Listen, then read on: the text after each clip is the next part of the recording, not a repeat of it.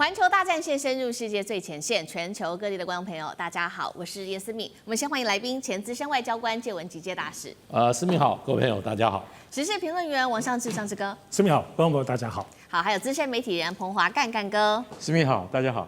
观众朋友，今天要来关心的是中东情势，是我们今天的主大题哦。是以哈谈判到底接下来和平有没有望，还是假象呢？沙国最新消息投向了中国大陆的这一方。那么另外一头，我们今天也会来关心的是胡塞组织，则是用导弹来狂轰耶路撒冷。中东现在全面要失控了吗？今天一起来做关心。首先，节目开始先关心3个火线话题，我们会请来宾来帮我们做解答。第一个，哈马斯在这一次的和平谈判之下，真的他会愿意放下武装吗？还是他根本就对美国跟以色列基本上是不信任的，绝对最后是不会妥协的吗？这第一题。第二个问题是，以色列现在喊停火，但是呢，我们看到他仍然是针对加萨地区狂轰滥炸，是真的想要谈判吗？还是趁着谈判的时间，还可能再度的对哈马斯来下重手呢？最后一个，今天会来特别关心的是，沙烏地阿拉伯据传现在已经靠近了中国大陆这边的方向来靠拢，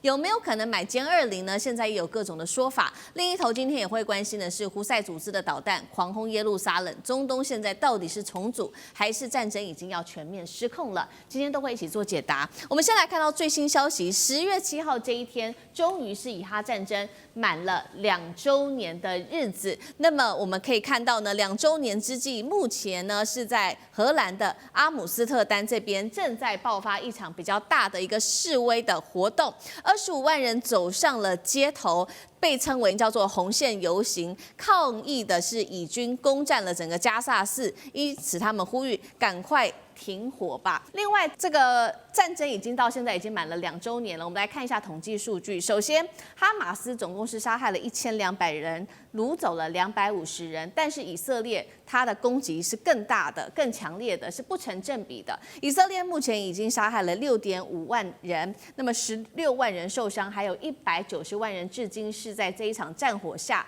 流离失所的。接下来我们要来关注的就是在10月6号这个关键的一天了，因为以色列跟以哈即将要在埃及这边来做的就是停火谈判。在停火谈判之前，我们来看到川普已经先放话了，他威胁哈马斯说，交出加萨的控制权，否则你还是会被彻底的消灭掉。当然了，哈马斯也有提出他的3大主要诉求：第一个，要求以色列全面停火；第二个，以色列的国防军队必须要完全的撤出加萨地区；第三个，要释放这一些重刑囚犯，这样子做才会愿意把以色列的这些人质给交出来。同时，有几个国家现在也联手呼应了川普的这个停火方案。这8个国家包括了埃及、约旦、阿联跟印尼、巴基斯坦、土耳其、沙国跟卡达等等。那么我们来看到的是，谈判期间呢，以军却是仍然现在在空袭，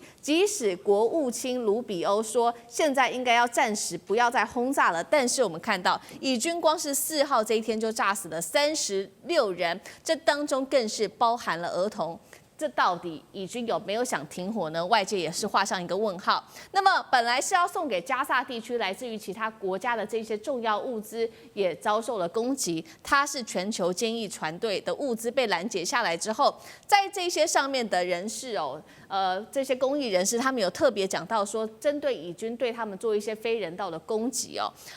跟拷打等等。其中被抓下来被羁押的这位是环保少女桑伯格，她也被逼迫。我们来看到这张照片，就拿着国旗，并且根据她的说法，她说以色列逼迫她得在大家面前亲吻以色列的国旗，并且拍下了这张照片。还有来自于加萨妇女自己亲身的控诉，说自己被逼迫以身体来换取食物，这个是来自于加萨地区妇女的最新说法。节目一开始要请教大使怎么看了？哈马斯接下来真的会愿意放下武装，交出加萨地区来做这一场和平谈判吗？还是他根本也不信任美国，根本也不信任以色列呢？那以色列的做法到底是什么？他说要谈判，但是一边又狂轰炸，大使怎么看？这个哈马斯会不会放下武器？事实上，在谈判之前，这个美国的国务卿 Rubio 他说他也不知道，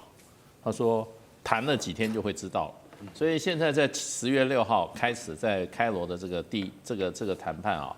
那么美国现在又搞了一个所谓的时间压力，他说这一次只谈1个礼拜，那1个礼拜谈不好的话，那到时候再看，那川普可能又要放出这个威胁的话语。那不过虽然双方的人这个坐下来再谈了，以色列跟这个哈马斯的代表都在这个埃及聚会了，然后美国的这个包括川普总统的女婿，还有他的这个魏科夫啊，也是川普的好朋友，他的中东特使也都去了。所以呢，目前就哈马斯来讲的话，他讲的很明确的一点，就是说他会释放所有目前还在手上的人质，如果有这些人质的尸体的话，他也会把他们交出去，就是这样子。那其他的话，是不是像川普在他20点的这个声明里面，这个方案里面，第一个你要缴械，第二个你要撤出来，你要把加沙人叫出来。那这个部分的话，哈马斯没有明确的承诺，那个就要看在谈判的时候到底是如何。不过对于将来未来的这个加沙走廊的话，怎么治理，就如果和平了以后，怎么治理加沙走廊，其实哈马斯有一个具体的这个建议，他说应该由巴勒斯坦人的专业人士组成一个这个治理的团队来治理加勒斯坦这加沙走廊，也就是说还是8人之8。那这些都是这个哈马斯部分他所做出来的承诺。那对川普来讲，他只听说哈马斯说要把剩下的人质大概40多个吧，还有他们的尸体交出来的时候，川普就说这个事已经是了不起的成就了，这是我解决了一个人类3000年来的一个问题。川普想拿这个诺贝尔和平奖拿疯了，所以他讲他只要人家他开了20点，人家答应他2点，他就已经变成怎么样？他已经大胜利了。那不过说实话，这个谈判现在正在谈，我想，你会说他会不会放下武装，然后交出这个加沙？你觉得吗？这些人命都不怕，命死了那么多人，对不对？他交出来是什么意思呢？是投降吗？你觉得这些人会投降吗？所以我觉得这个事情没有那么简单。那川普反正诺贝尔和平奖很快就要公布了，如果没有他的话，那川普可能也兴趣不大了，那就再回去继续打吧，所以这个世界好像很多局势都是川普出来才搞得定，不过这次以色列愿意配合演出，主要是川普玩硬的，川普这个事实上很多传闻说川普跟这个内塔尼亚胡事实上电话里讲的时候，川普发怒，用3字经，然后呢对付这个内塔尼亚胡。然后另外一方，内塔尼亚胡前阵不是到美国去求救兵吗？结果在这个白宫的椭圆形办公室，这个内塔尼亚胡被逼着做了一件很没有面子的事。川普说打电话，拿个电话来现场拨，拨给谁？拨给卡达的总理，道个歉，说那个卡达总理你好，我是川普这个内塔尼亚胡就坐我旁边，他要跟你道歉，然后就叫内塔尼亚胡当面跟他道歉。当然，内塔尼亚胡也不是省油的灯啦，他也不吃眼前亏啦。不过，所以说，我看昨天6号开始谈判嘛，在谈判之前，很多西方的媒体，尤其欧洲媒体都在说，以色列到底停止攻击没有？那个时候在6号早上没有。然后再讲到这个现在你说这个在阿姆斯特丹20几万人上街其实他们是抗议他们欧洲人为主的这个全球监狱团队。被以色列全歼，没有一个可以去发放他们的人道物资，而且所有的船都被扣，是，然后人有些来就给你羞辱一下、教育一下，就给你遣返。所以这一次欧洲主要有差不多40个国家、40多艘船，以欧洲国家为主的这个欧洲人道援助大军被以色列完全歼灭，那所以他们不上街。他怎么发泄他们这个挫折感？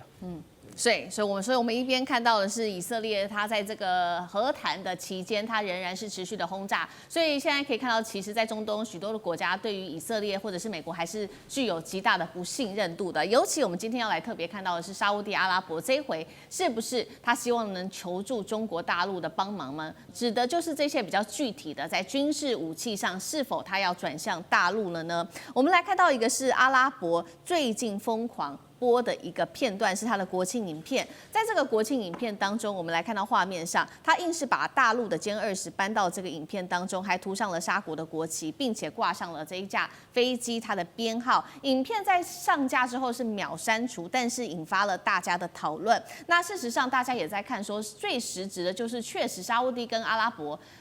阿拉伯跟中国大陆最近是有见上面的，是沙烏地阿拉伯的高层，他的代表团才到北京，跟中方的这个装备发展部的一把手，他叫做许学强上将，他亲自接待，而且双方在当时呢签下了一份秘密协议。外传就在解读说，是不是沙国就在这一份协议中打算甩掉美国投向大陆武器的阵营？这一方是针对沙烏地阿拉伯，另外一头我们要来看到是胡塞组织最近的动作也非常的多，针对以色列进行了攻击，它使用的是巴勒斯坦2高超音速导弹，命中耶路撒冷，逼得数百万以色列的人现在疯狂的逃到了避难所。接下来沙国有没有可能就选择中国制的武器？这个会不会成为一个开头？其他国家也会跟进吗？尤其是我们看到歼20，干哥怎么看？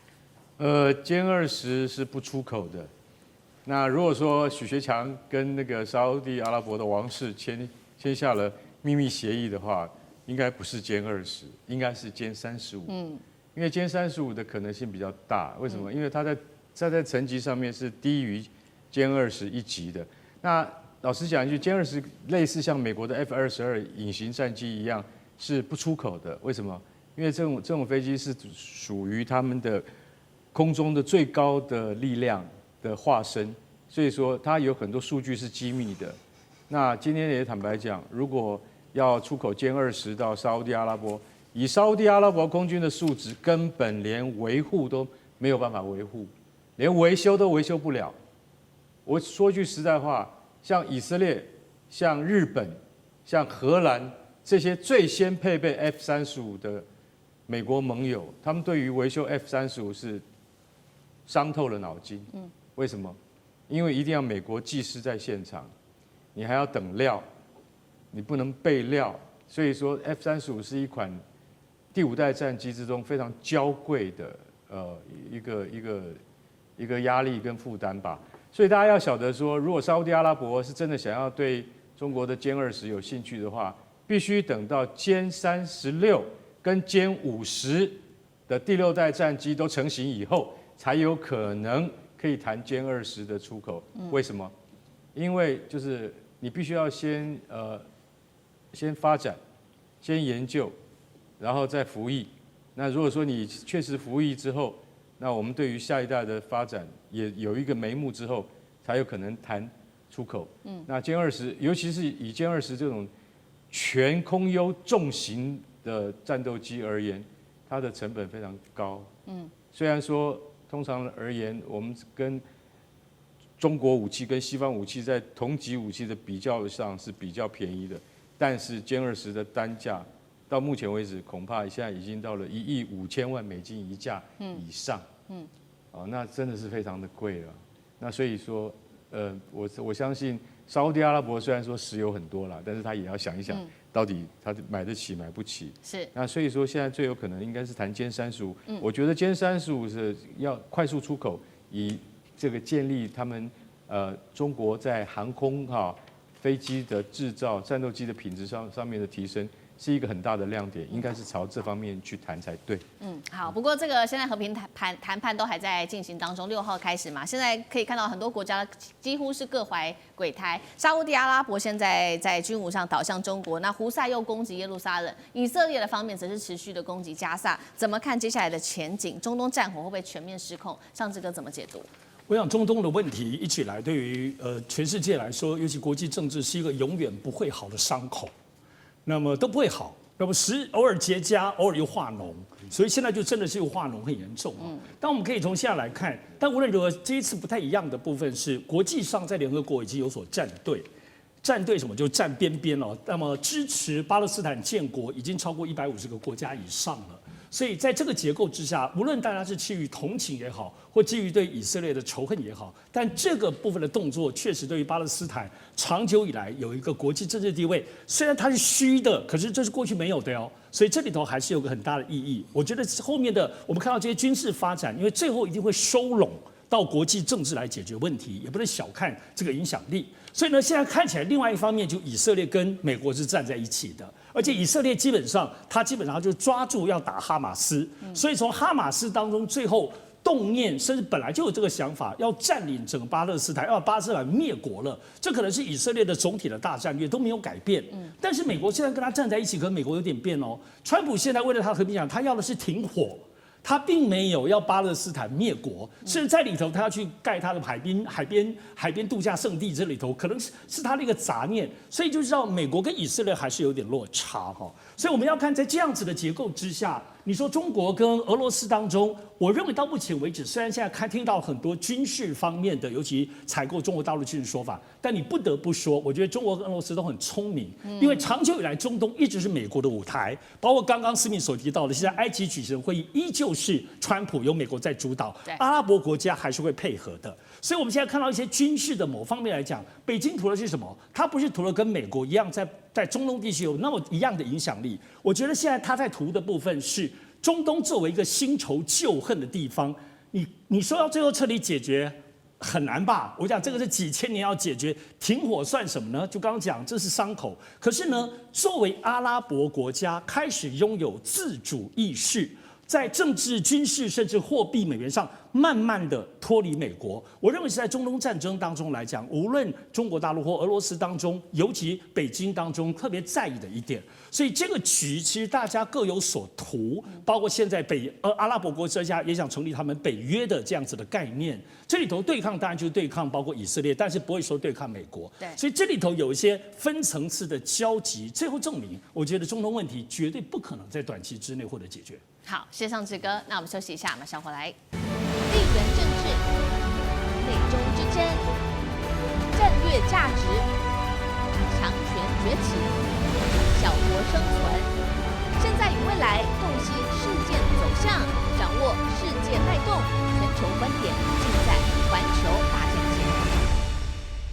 好，接下来我们要来特别关心，现在川普是剑指马杜罗吗？尤其是美军现在大军压进了加勒比这边，那大陆的武器红旗9B会不会成为委内瑞拉接下来的护身符呢？今天一起来关心3个火线话题，今天会一次来做解答。第一个，川普现在已经断绝了外交关系，针对跟这个委内瑞拉，难道下一步就是要对马杜罗来正式开战了吗？如果是这样，那中南美洲是不是要沦为战场了呢？另外来关心的是，确实现在可以看到美军啊，可以说是大军压境，包括出动了他的战机、他的潜舰，还有万人大军，全部都用上了。那么中国大陆的雷达则是来做反制给委内瑞拉使用。美国在这样的状况之下，他还真的敢打下去吗？另外就是现在根据媒体的报道，马杜罗呢是盯上了大陆的红旗9B，希望能够用石油可以来换防空系统吗？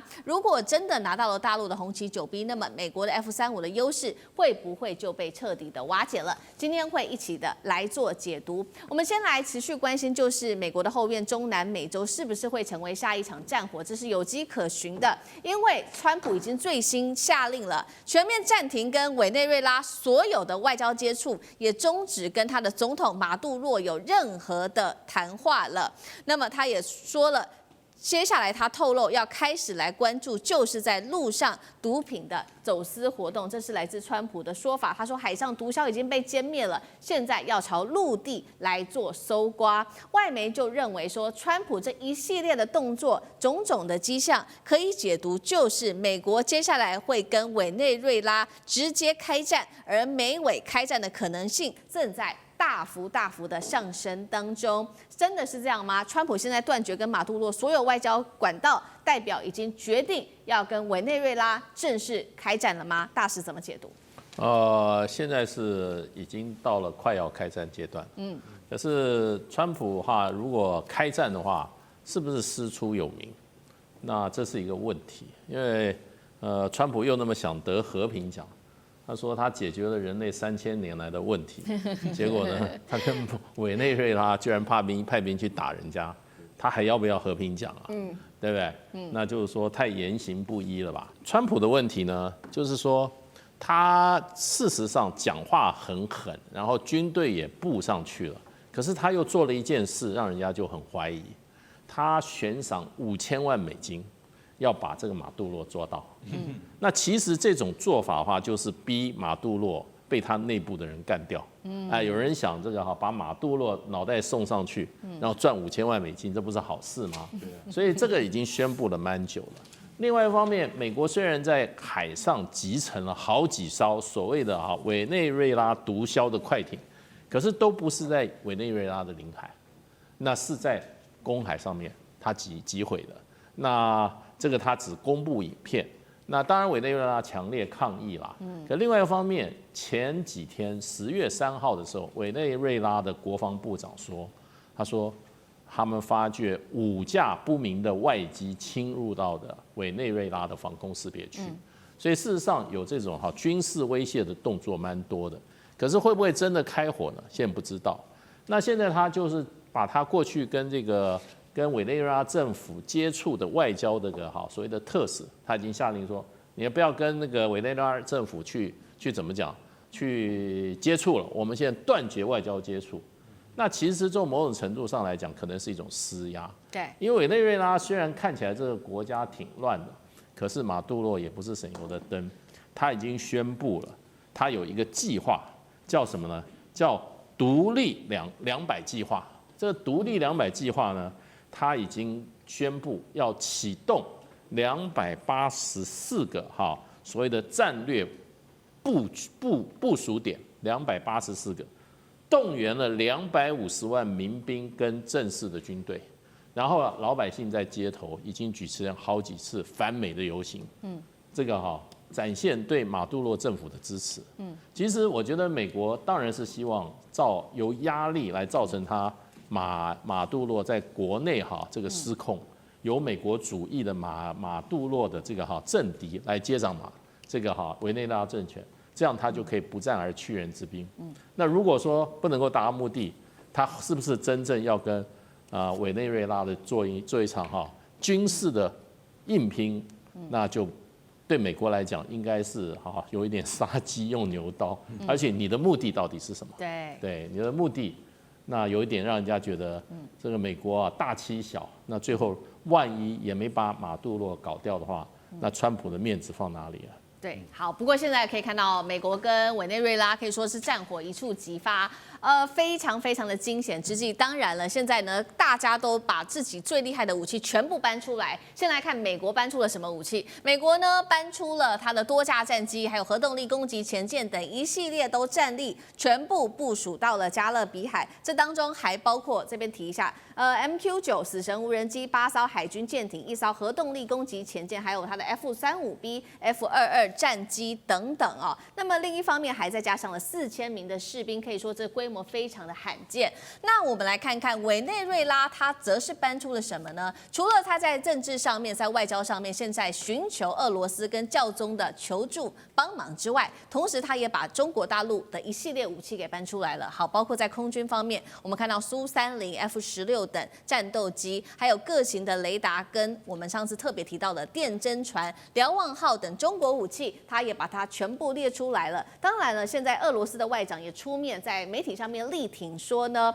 他会怒轰加勒比海的升级哦，都是错误的事情。他说接下来会来好好的声援委内瑞拉，但是委内瑞拉我们可以看到它的武器系统还是比较多、比较杂的，不管是有来自于美国、俄罗斯或者是大陆、中国大陆的武器，可是，在近年可以说它是比较多专注在大陆的武器上面，尤其是它的雷达。今天要来关注是说，能不能靠中国的雷达来找到美国的隐形战机，让它现形？如果是在这样的状况之下，美国还敢继续开战吗？上次哥怎么解读？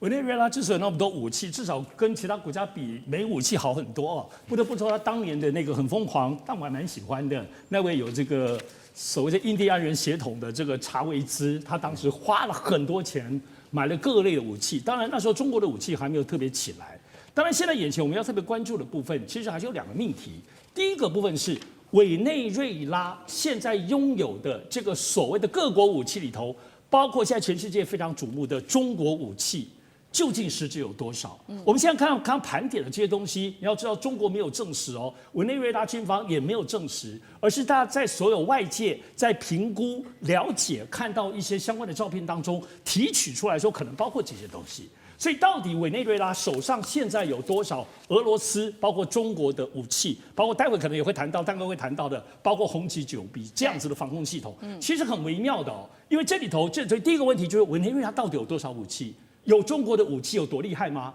第2个命题是，美国现在已经大军到那里蛮久的耶，待在那里也不是在做军事演习，每待1天要花很多钱呢，包括4000名以上海军陆战队，还有那么多3艘那么大就驱逐舰跟配套的，还有核潜艇，这个东西你说不打吗？到那里玩吗？所以，可是为什么不出手？所以第2个命题就是他不出手的原因，有没有可能跟现在到底委内瑞拉的这些武器的防空甚至攻击力有关呢？因为我们都知道，过去当中，美国所有自己都是代理人战争啊，中东吧、乌克兰都是。这一波在加勒比海出动的全都是美国自己的武器如果这里当中只要有任何一个飞过来，刚刚就是大使提到了，他已经到了防空识别区，有被锁定被谁锁定？是俄罗斯的防空系统还是红旗9B？ 所以这里头就没有再进一步。而且大家特别注意加勒比海的情势现在并不是只有美国跟委内瑞拉而已。要知道，其实很多现在中南美洲国家唇亡齿寒，虽然没有进一步去支持委内瑞拉，可是比如说包括巴拿马，包括南边的几个国家，大家都有还是有军舰在旁边观察，包括中国大陆最新也被验证了，虽然不是说那些侦搜舰，但是一艘医疗舰已经确定就是在委内瑞拉的这个附近海滨。为什么医疗舰在那里？还有其他的舰艇，这个部分其实都还没有外界实质的披露所以我觉得要特别要了解到这个命题本身，美国如果现在真的要打委内瑞拉，他可能要承担刚刚讲现在全世界非常关注的美方跟是不是中方还有俄罗斯军力的风险。9月底的时候还要包括2艘俄罗斯的军机飞到美国的这个航空识别区所以当时美国也来驱逐，从古巴飞的吗？还是从其他地方飞？所以中国跟俄罗斯的力量这一次在加勒比海其实没有缺席。好，所以我们就要看那如果中国大陆它的军武力量加进来，现在传出呢，这个委内瑞拉它确实有意想要买中国大陆的红旗9B，原因就是他看到在印巴冲突当中它非常的厉害，所以他现在非常的感兴趣。到时候到底有没有可能就把它买下来了呢？红旗9B让美军的 F-35无所遁形。等一下请干哥来带我们看。我们先来看一下画面上红旗9B的一些重点的小档案。现在射程达到了300公里，同时它能够拦截战机、巡弋飞弹、弹道飞弹，并且配合各式的雷达，就能够让美国 F-35B 的隐形优势瞬间归零。干哥怎么看？好，那个其实中国在对付老美的那个高空的侦察机是最有经验的，打下5架 U-2 侦察机，所以当时用的什么红旗2型，现在已经发展到红旗9型了。那红旗2型就是萨姆2型也就是最早苏联援助的这种飞弹，证明非常有效。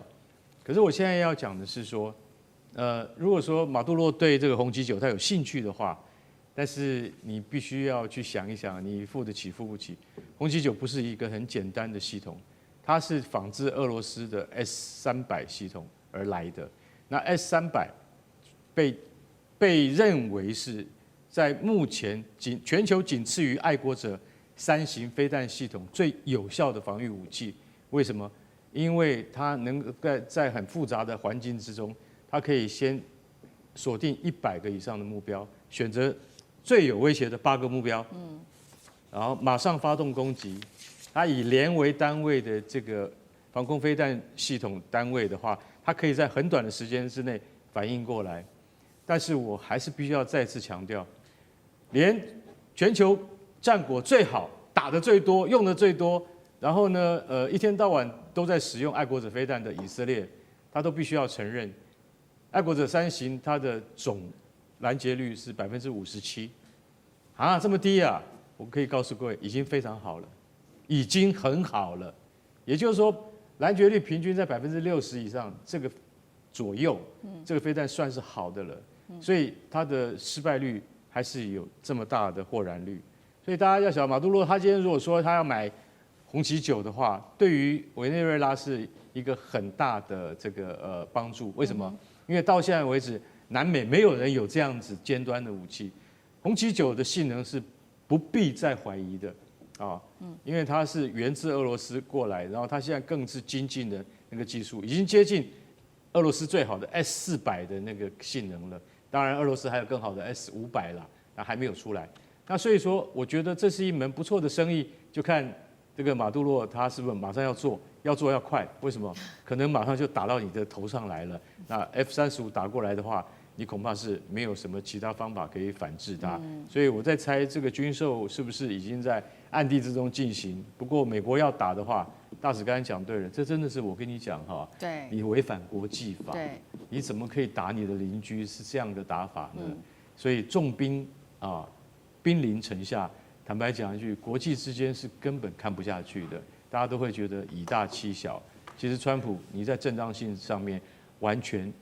失去了国际社会的信任。好，谢谢干哥，那我们休息一下，马上回来。地缘政治、美中之争、战略价值、强权崛起、小国生存。现在与未来洞悉事件走向，掌握世界脉动，全球观点尽在环球大战线。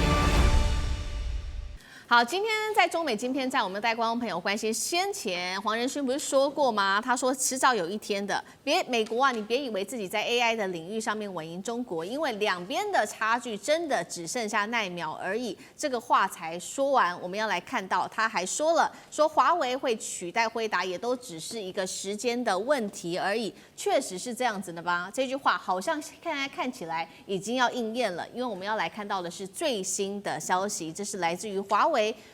它的服务算力效能现在已经正式的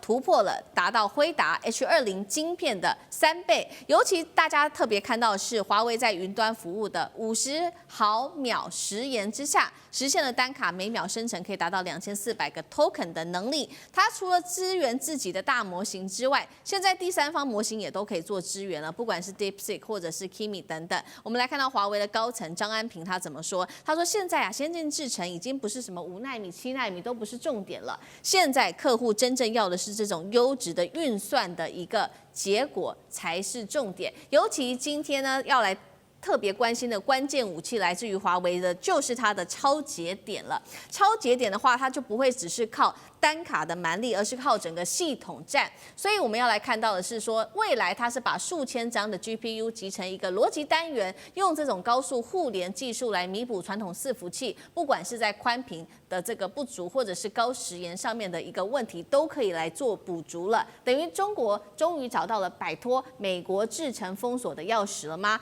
这个时候，大陆的国产晶片就可以彻底翻身吗？靠着这样的技术，上志哥怎么看？哇，华为这次宣布这个 AI 晶片，简单讲就是打团体战。什么意思呢？我们过去在辉达晶片都是它每一个，我们讲 AI 晶片哦 ，AI 晶片的每一块都非常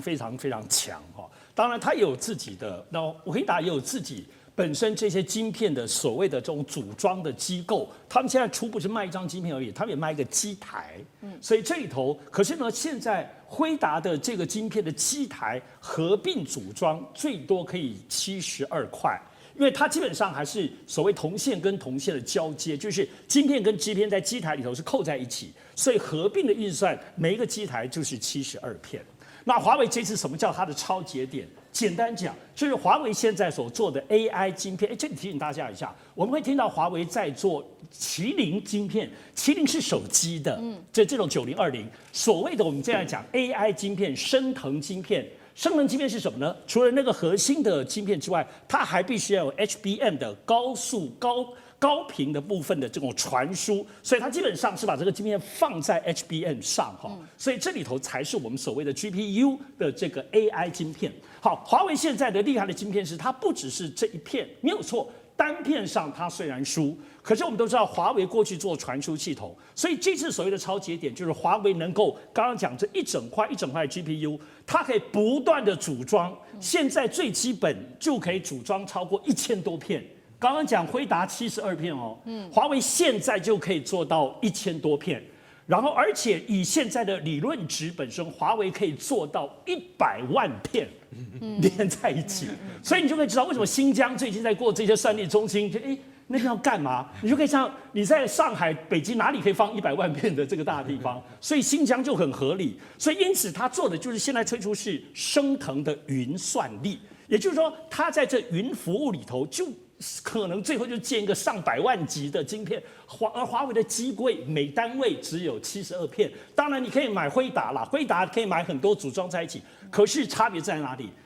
在辉达它就同跟同是个物理性的接触，但不要忘了华为是做传输的，它在每一个晶片之间是用光传输。为什么它可以连到100万片以上，而且眼前就可以做到1000多片，随便就可以组装的机柜？就是它传输晶片当中，它就是所有就光在传输。所以它没有损耗，因为我们刚刚讲辉达的这种晶片当中传输都有所损耗，算力它不可能发挥算力的绝对，所以也就是说辉达现在的升腾晶片没有错，虽然还是比较弱，可是打团体战总算力来说，就可以在某个程度上可以打败至少 H20的这样子的机柜组合，那么提供给刚刚讲，包括他们自己本身的，要知道阿里巴巴或者是 DeepSeek、Kimi 这些都是大数据模型在运算，需要非常大的算力哦。所以这就是说，这个简单讲说，华为其实找出了一条自己的路，他站在他自己所擅长的这种叠加的技术，以及至少在做打团体战当中，可能在美国来讲，很多的企业你用华为的72片组装的机柜已经很 OK 了。可是对于中国来说，它所供应的至少在全算力，因此华为走的商业模式是云算力。所以算力的总和跟辉达可能一块一块很强加起来，而且就华为现在宣布，以他们现有的这个超节点的方式，已经确定可以打败 H20的这个所谓的降阶，原来要卖给中国，但是大陆不卖。但我认为现在最大的关键没有错了，除了这种华为自己的努力之外，主要是中国。因为现在所有的手段已经确定，就要让全中国都不要买辉达的晶片了。从先前说它有后门，说先前希望国产自己买，到现在直接用反倾销等同列入黑名单。所以辉达现在在中国大陆除了走私之外，不太可能。而且中国大陆既然下达这样的命令，这些原本要买辉达的这些阿里巴巴等等的阿里云等等的都不买了。所以最终这些市场的力量会回过头来买华为或扶植中国大陆自己的晶片，所以这样子的力量应该是中国国家战略思考最后的决定。好，所以这样看起来，辉达是完全的被淘汰在中国市场了吗？那大使又怎么看中国这个华为的超节点的这个技术？当然，这个技术它是一个整体性的技术了。它除了芯片之外，还有它的连接系数，对，它的传输的技术哈。所以它这个低延时延，然后这个传输中间的这些所谓的这些过去的一些问题，它都迎刃而解。是，所以现在这个 AI 基本上就是从大的算力，然后呢，它的所谓的它的这个应用的场景方面功能性的增强所以是一个系统性的发展。那华为是一个系统的整合者跟一个系统的开发者。那现在事实上的话，美国也在整合。事实上，这个 NVIDIA 它是以芯片为主，可是呢，它在做大算力中心的时候，它现在也开始在做。那事实上，这个川普前2天还在吹牛，我想大概是这个黄仁勋他们跟他简介，他说哇，这一个运算中心他说比一个城市还大。那到底多大我不晓得。那他的形容是非常可观的。所以事实上，在整个这个 AI 的整个这个发展系统的建构上，可以说中国大陆跟美国是举国之力在这拼得很厉害的。是。那当然就是说，这个超节点它基本上它就是一个计算的一个架构。那它是透过高速总线连接多个计算单元。然后呢提升这个算力计算能力和效率。那么适用的场景呢，包括 AI 的模型训练、大数据的处理，然后大型数据中心、企业级数据中心及小型工作站。所以 AI 搞的，现在华为搞的是怎么样系统的连接？是。那这个部分的话，当然它的所谓的基底还是要靠它的芯片伺服器。那可是问题就是说，你这么多东西连接在一起的话，那你这个连接它中间的时延，就是说时间的延，它可以把这些技术都克服。所以现在的 AI 基本上除了晶片以外，还有就是整个系统的建构。那把这个大的算力给各种的这种就所谓的这种运算的这种训练模型给予它更好的一个发展的环境。好，华为有了这个新技术之后，我们也来看到，所以它接下来呢，已经宣布了未来3年它有一个新的蓝图，一共是3年的计划。那我们请导播帮我们 take 上面包括了未来3年的蓝图，它主要就是发展在它的升腾晶片上，不管是升腾，我们要先来看到2026年它说发展出的950PR， 这个会搭载自研的 HBM 记忆体，还有互联频宽可以暴涨2.5倍，另外还有升腾960、970等等都会持续的做升级。再来，刚刚提到的超节点也会持续的做发展。最后，我们来看到它也打这个 AI 的人才大战。这个是来自于《金融时报》的最新爆料，说华为给他的工程师的薪资比辉达在中国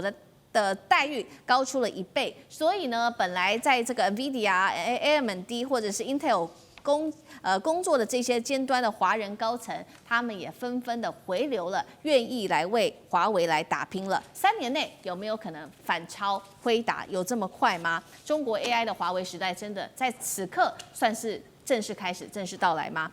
华干哥怎么看？身为 NVIDIA 的负责人黄仁勋不能把事情讲得太明显，但是他很怕是真的。为什么？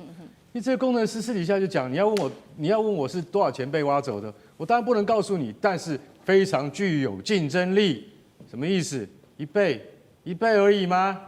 如果今天是只有1倍而已的话，我觉得很多在美国工作很久的工程师，他不见得那么容易被挖。你知道为什么？他要举家搬回自己的国家啊！老实讲一句，你归于回又不是那么简单。所以黄仁勋他很知道，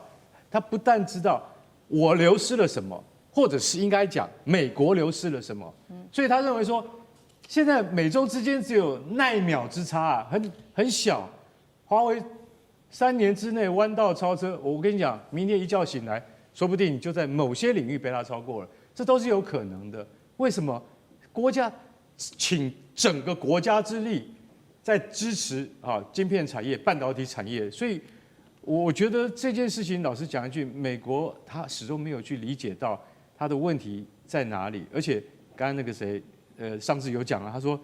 我干脆我跟你讲，他说他的 Unified Bus 它连接多达15488片升腾的 AI 晶片，15000多片，那怎么连啊？你是不是要等于一个城市一样？本来就是。那我们有这样子的那个计划跟场域，可以去做这样子的连接。坦白讲一句，没有一个国家是做得到的。你在美国，你要怎么样？要先选址，再设厂，再开始开发。其实这些东西都经过很多很繁琐的行政程序。所以用这个1万多片的这个晶片的连接，他说，你看那个华为的那个轮值董事长张平安他就有讲啊，未来不是5奈米或7奈米的问题，是云算力一定是要它的品质、它的优越性，所以最重要的不是几奈米的差距，而是你的云算力是不是真的能够达到客户的要求。很多在这个全球它等于实力直牛耳这些客户，他一定要你的算力是有绝对的保障的。升腾960、970在这2年之内，到2028年之内，一定会持续的改进。所以我觉得华为在这2-3年之内，它很可能会走出自己的一条路出来。而美国可能在这方面必须很认真的跟中国来谈一谈，就是说你是要继续，我现在 H20我都不要了，你现在到底还要限制我什么？对，我以后会有 H20 3倍的算力，所以我觉得像这个产业里面，我觉得很多惊喜啊，比它的国防武器还要令人惊讶。好，谢谢华根哥，那我们休息一下，马上回来。地缘政治、美中之争、战略价值、强权崛起、小国生存，现在与未来洞悉事件走向，掌握世界脉动，全球观点尽在环球大战线。好，接下来关心的是俄乌战争，尤其现在俄罗斯又有新的帮手的国家来帮助他了。在这一周，我们可以看到这个战场上面彻底的做了一个翻盘，这是来自于美国情报的《金报》来看到的是这个国家古巴派兵来帮助俄罗斯，这是最新的一个消息。那么我们就可以看到，现在俄罗斯除了有北韩的炮弹到古巴的佣兵之外，接下来看到俄罗斯的外援会瞬间的扩张，战场接下来包括了会有出现的就是俄朝古三方的一个俄军联军一起来对抗乌克兰了。前线同样是很惊悚的，这个时候乌军开始针对趁着普丁去参加一个论坛的时候，发动了一个无人机的斩首行动。为什么他这么有把握敢做这样子的一个斩首呢？虽然最后的结果是没有得手，但是俄军针对了这场斩首又在回复乌军做了一个报复性的狂轰，这个是外媒直呼是入侵以来最大的规模的一个空袭行动，一共是出动了700架自杀无人机、50枚巡弋飞弹、2枚极音速飞弹齐发，横扫了乌克兰的多个城市。俄军趁这一次还精准的轰炸了来自于乌克兰的火车站，还有能源系统，要在战场上面做一个全面性的打击。现在有俄朝古联军，是不是也代表普丁现在要做的是绝地翻身？俄乌是否全面失控？再来就是乌克兰怎么有这么样子大的信心可以做这个斩首行动？他掌握到了重要的俄国领导人的情报吗？大使怎么看？我觉得这一次俄罗斯对这个乌克兰目标的这个打击第一个规模空前，第二是打击的目标有一点改变，因为大家会比较这个吃惊，就是打了火车站。那火车站是算是一个公共交通的据点，所以这次火车站攻击死伤大概30几人，算是非常的惨重，而且很多都是平民所以这个是不是就是说对于这个乌克兰的这个对普丁的斩首行动一次报复？那当然除此之外，很多它的军事设施，包括乌克兰前一阵子它研发的一个长程的一个中程的巡弋飞弹的这个整个工厂也被掀掉了。那所以就变成就是说，俄罗斯现在对乌克兰来讲的话，就是定点打击，规模越来越大。那当然就是说，乌克兰这一次要斩首普丁其实是一个非常危险的行动，因为乌克兰要斩首普丁成功的几率远低于普丁要斩首这泽伦斯基的这个几率。所以如果说战争朝这个方向走的话，那我比较担心的是乌克兰的这边几个政治头头军事头头他们自己的安危好，那尚志哥呢？我想乌克兰打仗这一场已经打3年多了到如果真的打到明年2月就4年了，很惊人。所以战争一定是这样子，它当然打到一个阶段会有疲态，可是一个阶段就会又杀红了眼。我觉得就是从刚刚大师讲的，如果现在要去暗杀普丁，变成乌克兰的一个整个作战战略之一的话，这个部分所挑动的东西就不只是我们现在看到报复行动了，而且最近确实俄罗斯看起来整个大战略有调整。我们刚刚提到了古巴部分的军队也加入，除此之外，最近他攻击的对象特别也是无人机攻击的部分，包括在北基辅，包括在西乌克兰这里，也包括攻击了美国在方面那边投资的工厂所以也包括那里头一些组装军事的工厂，那军事工厂不见得是乌克兰，是其他包括欧盟投资的军事工厂。也就是现在整个俄罗斯攻击也不只是集中在东部战区这里而已了，各方面的当中全面性的打击，而且会触及一些比较有争议性的，也是俄罗斯的动作。所以我认为现在很明显杀红眼。杀得越来越琐碎，那么对于平民的这些更是不在话下了。好，同一个问题再请教干哥。那等一下我们也会来看到是乌克兰它原本很重要的盟友，现在也在倒戈等一下我们会来关注。先请教干哥同样的问题。好，那你看普丁这次差点在黑海的城市叫利索索契这个城市，他在举行这个论坛的时候，怎么突然无人机打进来了？在这种情况之下，我就想说，哇，乌克兰的无人机现在开始准确起来了，是不是可能要斩首呢？不是，如果要斩首的话，一定需要 CIA 的同意，不是川普的同意这么简单而已。因为什么？因为你没有坐标跟数据的话，你根本没有办法进行斩首行动。这就是所谓对于外界斩首的猜测的疑虑。其实说一句实在话，他还没有达到那个地步，而且一定不会被美国同意。好，但是我们看到那个普丁也算是在索契那边，算有一些逃过一劫了。可是你要知道说，双方都以无人机互轰啊，光是这几天，俄罗斯就派出了700架无人机啊，也发射了包括匕首飞弹，也就是高超音速飞弹，还有伊斯坎德战术导弹。像这些飞弹，你发射了50多枚。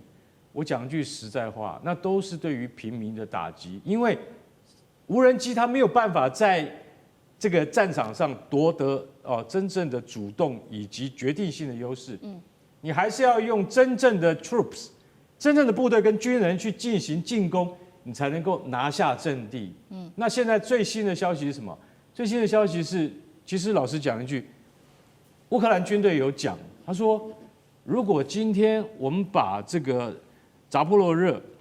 还有那个就是说我们的这些土地，我们主动撤出，如俄罗斯的请求主动撤出的话，那可能我们会丧失更多土地啊。所以我们必须得到保证啊。问题是俄罗斯永远不会给你任何保证，所以这个战场一直僵持到现在，这就是最主要的原因。那现在对于这个乌克兰来讲，又是雪上加霜。为什么雪上加霜呢？因为那个捷克新总理刚刚上任了，巴比斯他是他以前的总理，巴比斯是完全的是一个民粹主义者。我跟你讲，他其实他跟他自己国家的这个政策观念不太一样，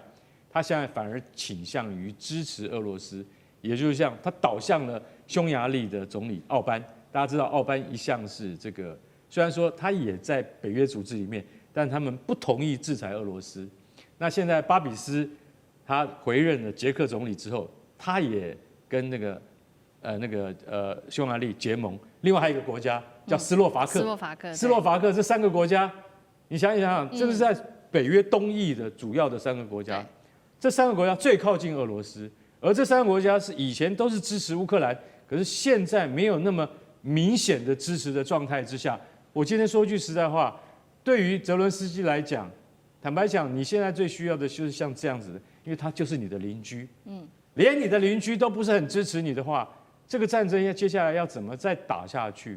我刚才说过了，如果你没有邻居的支持，如果你没有这个北约相对多数的这种就是说 support 的话，那其实老实讲一句，你再战下去的力道跟你的持久度支持力就一直下降下去。然后呢，最近还发生一件事情，俄罗斯的无人机攻击了车诺比核电厂，这个我们特别注意。为什么？大家要知道，在1986年发生车诺比大灾难的时候，你要知道那个是炉心熔毁的巨大惨案，然后呢，就只好把整个车诺比核电站用那个就是水泥坟墓一样把它封起来，到现在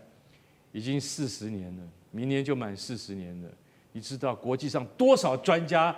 多少人道主义者回去探测车诺比是不是能够再住人？40年过去了，那边的动物活得很好，只是他们都畸形。所以你就晓得说，如果连乌克兰的车诺比核电站都会受到这个间歇的无人机攻击而造成断电有30万居民受到影响，你就晓得说，其实乌克兰你已经没有能力再继续维持这场战争下去，所以乌军的这个困境日复一日，越来越深。那我最后要讲的是，像这个土耳其的外长费丹，他讲说，我告诉你，已经有曙光出现了，可能这几个月之内，俄乌双方就会达成停火的谈判。我不知道这个土耳其外长费丹他是靠他依据什么啊？因为连川普他都没有这样子讲，他都看不出来，我都看不出来，你怎么看得出来？没有迹象。对，土耳其你为什么会讲这种话？你可能是要博眼球吧？我说一句实在话，我们都看不出来。而且这场战争，解铃还是需要系铃人，应该是普丁跟川普两个人再一次的深谈。有时候说你们在什么状况之下，也许在川习会之后，我们可以看到一些曙光吧。好，谢谢刚哥。地缘政治、美中之争、战略价值、强权崛起、小国生存。现在与未来，洞悉事件走向，掌握世界脉动，全球观点尽在环球大战线。好，今天纯军事的消息要带观众朋友特别来看到这款是来自于大陆的激光武器系统，现在说可以称霸整个海上的防空。我们要来看到它就是燎原1，可以碾压美国的武器太阳神，全球最强末端防御武器正式开启。今天带大家来特别看到，因为最近确实它在中国大陆的电商平台上面有几款商品特别火爆，一上架就销售一空。那么它就是刚刚我们提到的这个在军事圈被称为燎原1号的这款武器。那么它的激光武器可以碾压美国的，这是来自军事专家的认定，碾压美国的太阳神，荣获全球第1的激光武器的称号，更是海上末端防御的新宠儿。我们先来看到它的一些功能跟它的重点的数据。首先在它的核心优势上面，它的光束发射器的口径确实比较大。如果跟美国的武器相比的话，品质就能够大幅的提升，而且让打击力变得更为强大。那么在扩充的进化上面，也预留了电力可以做扩充的空间，未来就可以提升它的输出的功率。重点是它的成本极低，而且反应力非常的快，在对抗大量低成本之下，它可以打击的就是包括了这是来自于无人机，敌方的无人机如果蜂群做攻击的话，还有这些反舰飞弹做攻击的话，它就可以开启海上的防空无限弹仓的模式。所以节目一开始请教华干哥怎么看燎原1如何让解放军具备全球最强的反制力？刚刚提到了嘛，它的优势包括它的低成本、效率高，能够为解放军在未来的末端防御上带来什么样颠覆的改变？好，燎原就是雷射武器啦，就是激光武器哈。激光武器就是呢不用子弹的啊，在不用子弹的情况底下，那你要发挥非常集成高效的功率，你才能够发射到，比如说舰队外面10公里、12公里、15公里啊。也就是说，那个范围，老实讲一句，虽然说不远，但是那个就是最后手段。什么意思？就是说它必须要取代近迫防御系统。什么叫近迫防御系统？就是所有的主要战舰，现在所有全世界的水面战舰都有配备近迫武器系统，就是飞机或飞弹已经打到你的头上了，你现在你大概只剩下30秒可以活，这个时候你要怎么反应过来？就是靠这种雷射武器，或者是近迫武器。我上次有说过，你近迫武器像我们中国海军配备都是 AK630、AK730，现在最好是 AK1130，它还是打炮弹的。每次一打出去，满甲板都是炮弹，不经济，而且怎么讲？它也许有效，可是那是生死关头。那现在 LY-1 这种燎原武器呢，它是用高集成的电力组合。那好，那它现在已经在昆仑山级登陆舰上面试验成功了。美国也有太阳神在哪里？在它的圣安东尼奥级登陆舰上。为什么这两个国家都用登陆舰来测验？因为登陆舰大，才可以办法装得进这么多电力的发电系统。所以你看到我们现在看画面，燎原这个卡车这么大，它那个发射器这么小，为什么卡车需要这么大？体积大概是它的7、8倍大。为什么？因为整部卡车都必须要集成电力。那所以说，其实说句实在话，燎原走在美国太阳神计划的前面好几波。为什么？因为美国始终没有办法让这个集成技术达到最优化。你要真的最优化，你才能够真的可以实现说，我今天在船上面是有效的装备啊。不然的话，我跟你讲，我还是要用硬武器，也就是方阵近迫系统，那个最有效。为什么？因为它不会故障。燎原系统它可能是会故障的，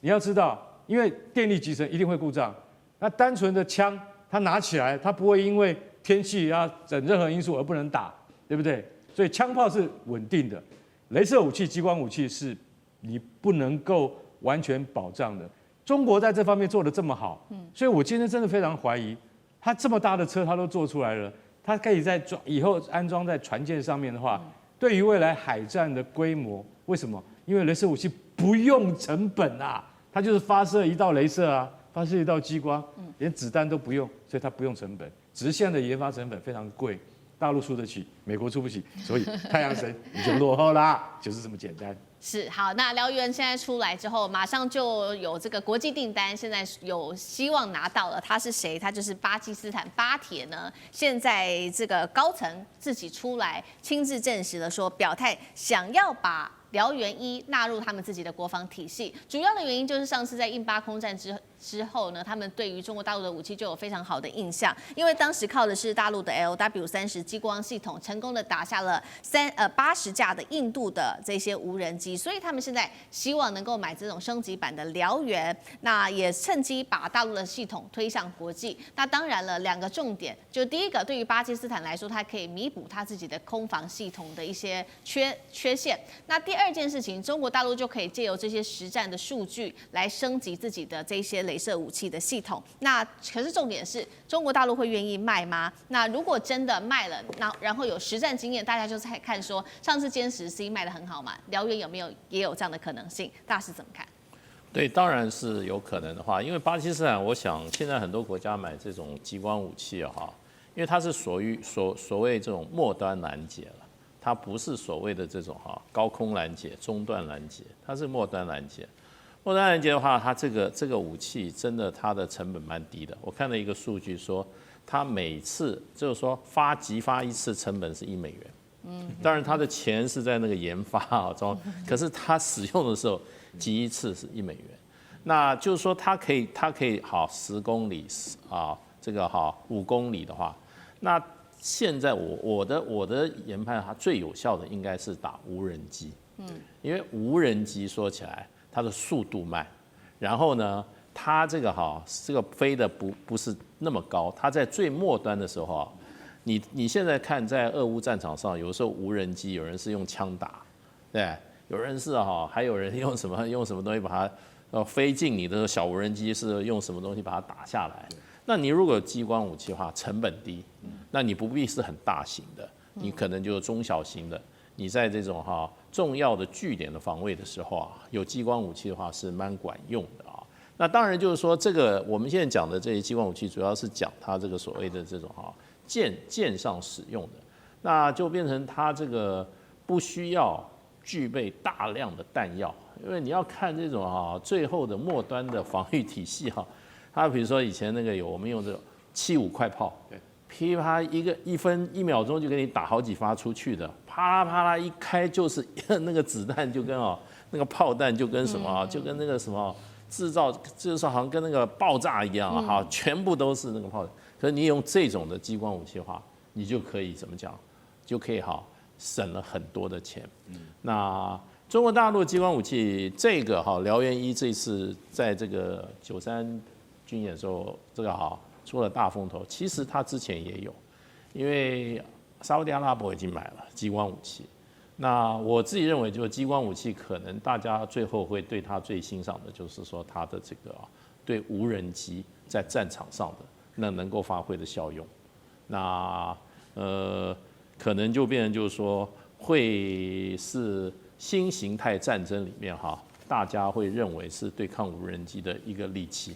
有关现在这个激光武器，我讲在中国大陆，我看到一些报道，包括研究论文。大陆上发展很多，他们还是有很多军事论文。它基本上2个极端，一个极端是航太，也就是说现在对于大陆的激光武器是放在卫星上，未来作为有攻击性的武器，这一块现在也是推进的很深远。那外界当然所知不多。此外的话，就是配备在现在的传统，我们知道刚刚船舰上，以及现在包括这一次93阅兵当中已经看到，就是在战车上。所以这个部分其实很明显，没有说像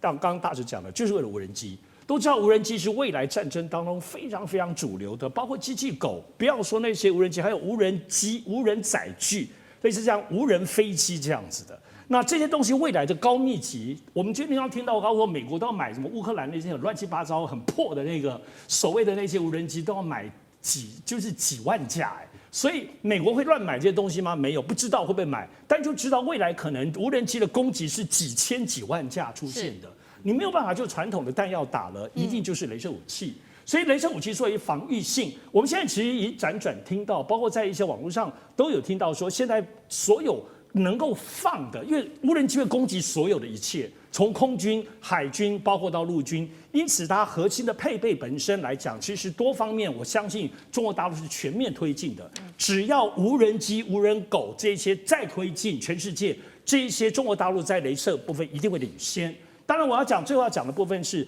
在有关于雷射部分，其实中国为什么有优势？都知道，刚刚前任干哥讲，能源、电力控制是非常重要的。因为你每发射那个雷射，不是像我们看到这个照片这么管一个光柱啊，人家就是可能就几毫米、0.几公分，砰，把你打穿，你那个无人机或你炸弹就烂掉了。所以它其实这种集中式的东西有2个重大的问题。因为我过去其实参与这个中国大陆的新能源，我非常知道这个后面就是巨大的电池，所以这个电池系统你如何密度很高，要比新能源车的集中瞬间密度更高，要有很新的技术跟很新的材料哦。它可能不只是一般的锂电池而已哦。其次，每打一发很热，因为它很迷中冷却系统。其实美国之所以雷射系统，包括雷射武器，一直始终没有办法控制，除了没有厉害的电池，你除非在船舰上你有一个供电，特别是核动能的部分的航空母舰之外，可其他的东西你电池能够装多大？所以这里还有冷却系统啊，否则在这个战车里头，你一直发射里头你就热到爆炸了。我们都知道，现在所有的锂电池最近都是全世界什么旅馆锂电池都在爆炸发热嘛，所以这里头冷却系统一直是美国没有办法突破的关键。而中国大陆很明显，这几年雷射武器之所以大幅度的